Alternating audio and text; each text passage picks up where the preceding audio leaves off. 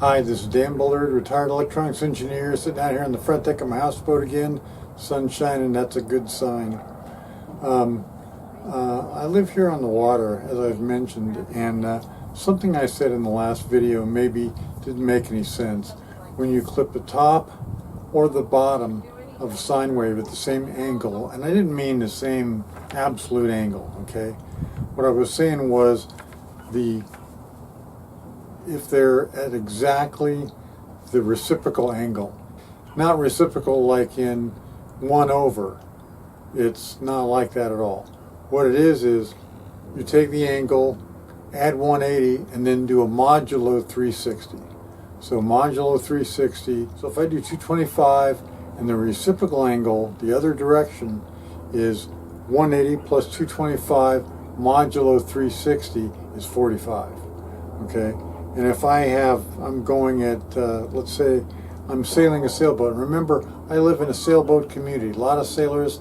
Here's a video of my neighbor going out when I did my video about the Doppler shift. He was heading off, and I got sailors all over. I live in a whole marina full of sailors, so I know about sailors. I follow all the sailing channels. I follow Sailing Zatara.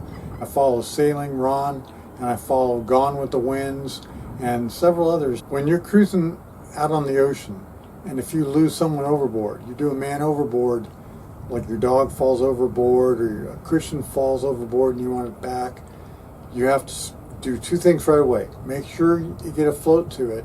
So if it's a person, throw them a float or life jacket or something where they can float.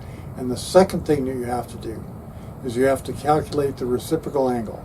So when I am sailing at, let's say, 225 degrees, right? I have to know the reciprocal angle is 45 degrees so that I can turn around and get them, right? Because if I don't go that way, I'll never find them. I'll never find them. I don't have a chance in hell I'll find them. So if I'm sailing at 60 degrees and somebody falls overboard, so I look at my compass right away. There's my compass. I see it. I notice the value, and I got a little compass with me just so I remember.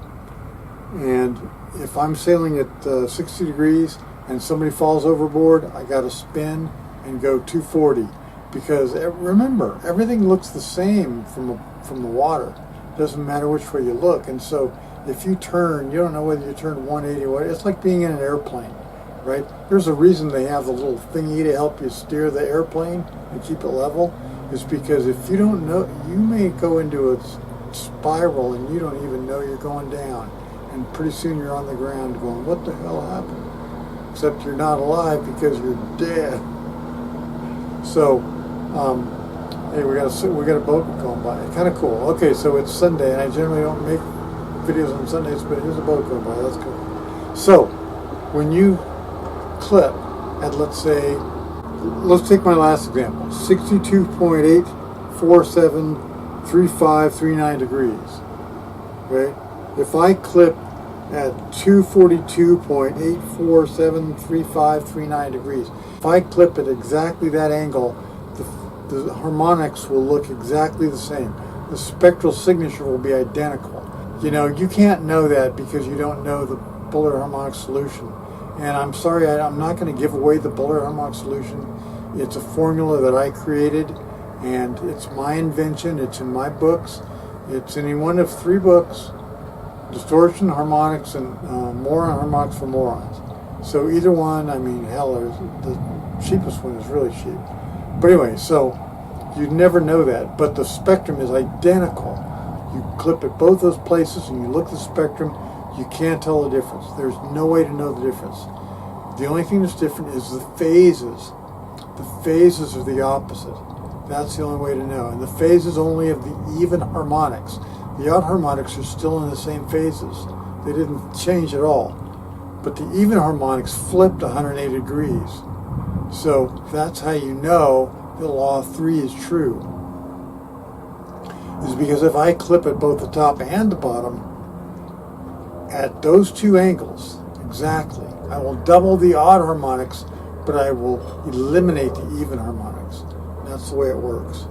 So in that video, it's pretty cool. I proved that I can replicate a real live spectrum on the Applicos, which is a mixed signal tester. Very clean, very low noise, and it's a beautiful machine. They gave me one for a while and I got to play with it, but eventually I had to give it to Maxim, and Maxim played with it, and the guy was a complete idiot. He didn't do anything with it. So, I mean, he sort of learned something about mixed signal, and Don was trying to teach him something about mixed signal, but that's not really the point, right? I mean, come on, man. If you can't learn mixed signal, look, do I look like a genius? And I learned mixed signal, okay, all by myself.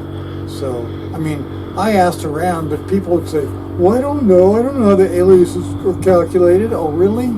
Well, then how come I figured it out all by myself and I only graduated high school? So, if you're a sailor, if you live in a sailboat community, you're a sailor, you got to know about calculating reciprocal angles, okay? If you are sailing at, I'm gonna look at my cheat sheet again. If you're sailing at 60 degrees and somebody falls overboard, you have to turn around to 240 degrees and go. That's the other direction. Because if you sail at any other angle, you will miss them. You are guaranteed to miss them. You'll never see them. And that's important on a boat. When you watch a lot of these sailing shows, they don't wear life jackets, and that's like a big no-no. So wear a life jacket, and then if you go overboard, hopefully they'll remember to calculate the reciprocal.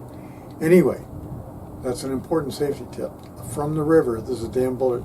See you later.